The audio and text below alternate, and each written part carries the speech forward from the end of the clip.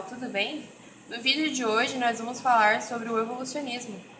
O evolucionismo teria sido criado a partir de duas vertentes, sendo a primeira delas conhecida como fixismo. No fixismo seria onde cada espécie teria surgido de maneira independente e essa espécie permaneceria sempre com as mesmas características.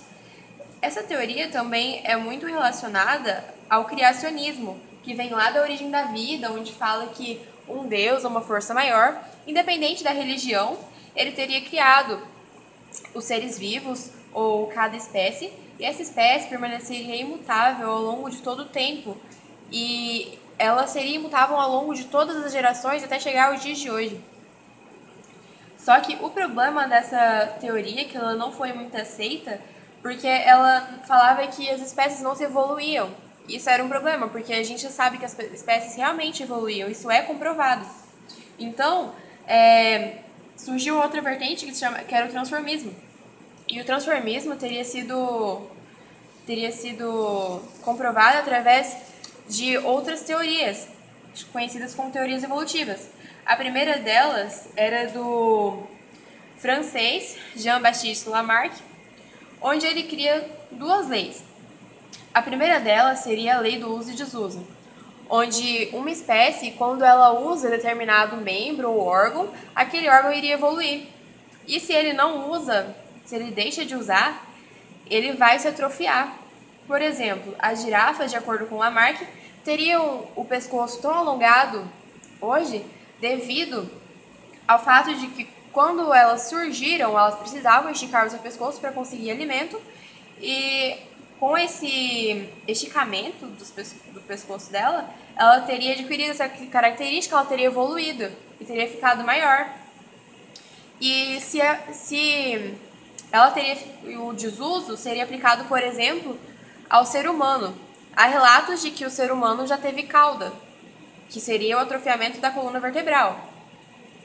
E o que acontece? O ser humano não usava essa cauda, então ela acabou atrofiando, devido ao desuso.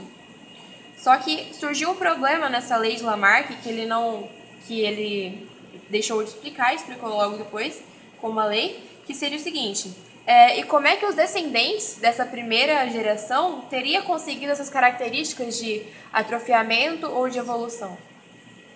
Então ele fez a lei do caráter adquirido, que seria, por exemplo, a girafa, ao se reproduzir, ela passaria essa característica evolutiva para a sua prole, assim como o atrofiamento também em algumas espécies. Se eu não usei aquele membro ou aquele órgão, ele iria atrofiar e desaparecer, e na minha outra geração eu não teria mais essa característica.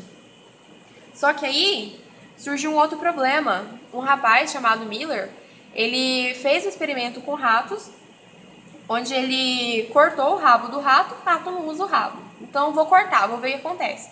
Aí ele cortou o rabo do rato e colocou esses ratos para reproduzir. E ao se reproduzir, ele reparou que os descendentes dele nasceram com rabo.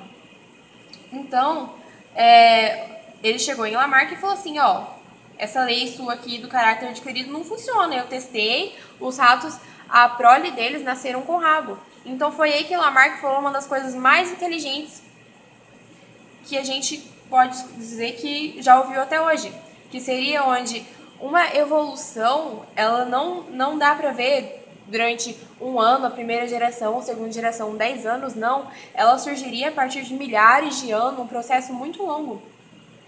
Aí, muito tempo depois, surgiu outra teoria do Charles Darwin, que era formado em ciências naturais. Nossa, o cara sabia tudo então, né? Ele, na época, lá de 1950 a 1960, neste período, ele teria embarcado num navio onde ele passa pela Ilha de Galápagos. Na Ilha de Galápagos, ele repara algumas características em determinados pássaros. Ele vê que existem pássaros de espécies diferentes e essas espécies têm umas características diferentes. Por mais que eles sejam parecidos, algumas características não são idênticas.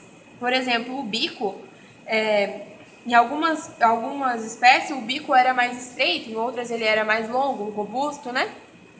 Então aí ele explica da seguinte forma isso: essas aves teriam as penas, algumas caracteres em comum, porque eles teriam um ancestral em comum. Ou seja, elas teriam vindo de um mesmo ancestral, por isso elas têm algumas características em comum. E a característica do bico seria a questão de adaptação, onde a ave com o bico mais fino ela precisava colocar o bico, sei lá, numa árvore para pegar um bichinho lá no fundo. Por isso a característica mais fina, ela teria se adaptado para conseguir se alimentar. E a ave do bico mais robusto, né, mais forte, para quebrar as sementes, devido à alimentação, então ela teria se adaptado. E essas características, elas seriam passadas aos seus descendentes através do sucesso reprodutivo. Essa característica do bico seria transferida para a sua prole através do sucesso reprodutivo. Tudo isso a gente encontra na publicação de Darwin da seleção natural. Pessoal, para explicar o sucesso reprodutivo, a gente pode explicar basicamente, vamos usar as girafas para explicar isso. Uma girafa do pescoço pequeno, o médio e o intermediário. O médio e o maior. As girafas com pescoço maior, elas utilizavam muita energia para conseguir se esticar e pegar folhas lá no alto para conseguir se alimentar, né? Então ela utilizava muita energia, logo ela não tinha energia suficiente para conseguir se reproduzir, então seu sucesso reprodutivo não era tão eficaz. As girafas com pescoço menor, elas não se alimentavam muito bem, logo a energia não seria suficiente também. Então as girafas com pescoço intermediário, elas não utilizariam tanta energia, logo elas também teriam energia para se reproduzir. Então elas teriam um sucesso reprodutivo e conseguiriam passar essa característica para sua prole. E é assim que aconteceu. Então, para explicar melhor a teoria de Darwin e Lamarck, vamos aqui a um exemplo. Temos duas frases. O urso polar é branco porque vive na neve. De quem seria essa teoria? Obviamente, de Lamarck. Por que de Lamarck? O urso polar é branco porque vive na neve. Nessa frase, ele fala que o urso ele tem a característica de ser branco justamente porque ele vive na neve e a neve é branca. Não, isso não é certo. O urso polar não adquiriu essa característica do ambiente. A mais certa seria essa daqui, pessoal. O urso polar vive na neve porque ele é branco. Teoria de Charles Darwin. Onde ela explica que o urso justamente vive na neve, ele não adquiriu essa característica da neve. Ele vive na neve porque a neve é branca. Logo, ele tem uma certa proteção. E para ele reproduzir e conseguir... para ele viver, conseguir se reproduzir, né, manter a sua espécie, seria o melhor lugar para ele ficar. Então, certamente, essa teoria aqui seria a mais correta. Então, pessoal, por hoje é só. Obrigada pela atenção.